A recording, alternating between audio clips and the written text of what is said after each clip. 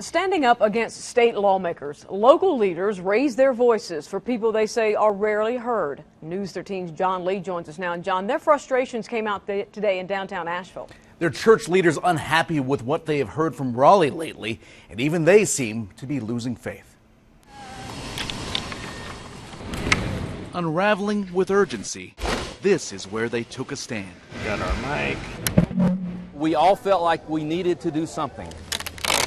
Testing, 1, 2, testing. We're not a formal group, but we have come together to speak out today.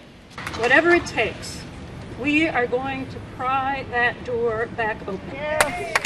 Unified and amplified, church leaders call out our state leaders. And in particular, how they impact low-income and vulnerable people. We find ourselves living in a state whose government has absolutely rejected the idea of living for the common good. Unemployment benefits, voter suppression bills, the repeal of the Racial Justice Act, all pieces of a puzzle they simply don't like.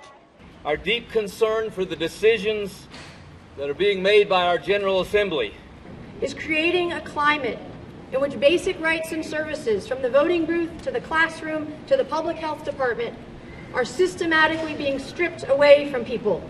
And we see justice as standing with and for the vulnerable. Many will hear them and simply agree to disagree. Just one perspective, taking on Raleigh together. At the podium, these men and women feel they had to say something. As people of faith, we, from our many different faith traditions, honor the call to care for the least of those in our society. Turning up the volume because silence is not an option. I think we'll see growing momentum, people standing up to say we're not going to silently watch this happen. And of course, the discussion far from over. These leaders say we must come together across faith differences to fight for our state.